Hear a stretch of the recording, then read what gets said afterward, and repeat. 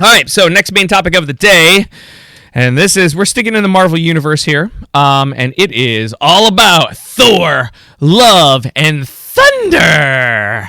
And there were a couple announcements about this movie this week, two separate ones, in fact. One of them goes a little something like this.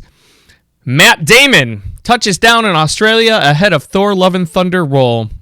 Matt Damon is seemingly set to return to the MCU via Thor Love and Thunder after he made a cameo 3 years ago in Thor Ragnarok. Damon recently touched down in Australia where he is in quarantine ahead of the shoot, and it's not clear at this stage whether the actor will be back for a cameo or a bigger role.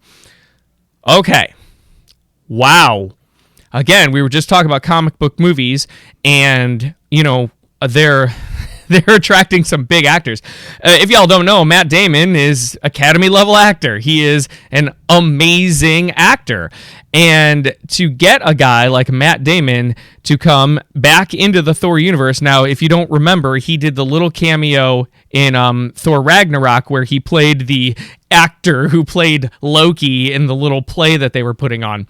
So Matt Damon was already in this universe. But I'm going to tell you right now, if he is an actor of his caliber, if he's flying to Australia, quarantining for 2 weeks to appear in this movie, it might be a little more than just a quick cameo. I don't foresee a guy taking that much of his valuable time as an actor of his level to do all of that just to cameo. I think it's going to be a bigger role. That's my opinion. That's not a fact, and the article didn't state that. It said it was unclear. But honestly, I'm excited for that, and I can't wait to see what they do with him. So, Matt Damon officially looks like he is going to be in Thor Love and Thunder. The second set of news that came out with Thor Love and Thunder this week is this one.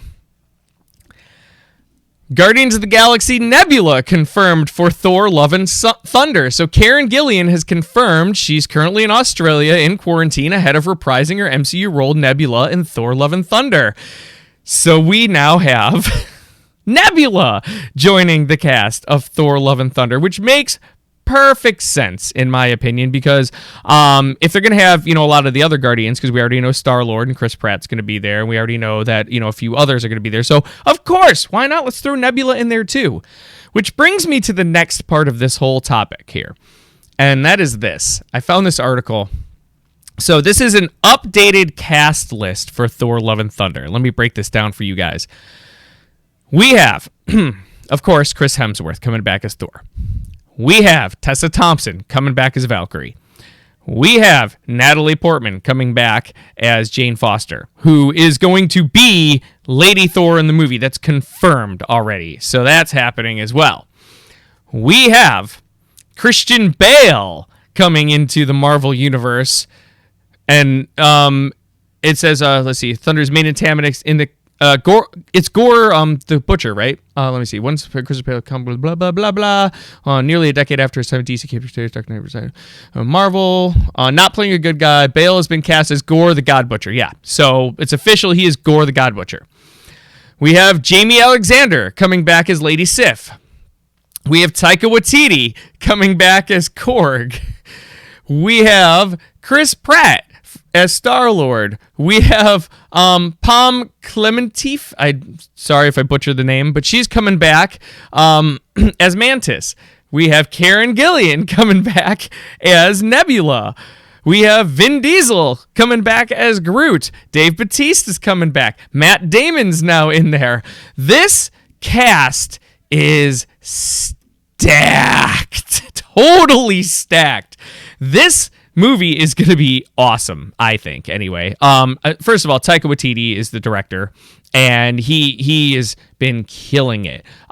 He's a guy who started out with a movie like What We Do in the Shadows, and then he went and did Thor Ragnarok, and that put him on the map. And then he turned around and did Jojo Rabbit, which if you haven't seen that movie is amazingly good. And now he's coming back for Thor Love and Thunder, and he's also slated to direct a Star Wars movie. Taika Waititi's one of the hottest directors out there, writer and director. Amazing, amazing talent. And then you give him a cast like this. This is probably going to be the crown jewel of the next phase of the Marvel Cinematic Universe. This is going to be that movie that's going to put it all on the map. I know they have a lot going on with WandaVision, tying into Spider-Man, tying into what's it called, Doctor Strange Multiverse, but I think this movie is the big one. It's the big one until they get to whatever culmination movie they're going to have. But this movie is going to be like your Civil War of this phase of Marvel. And I can't freaking wait.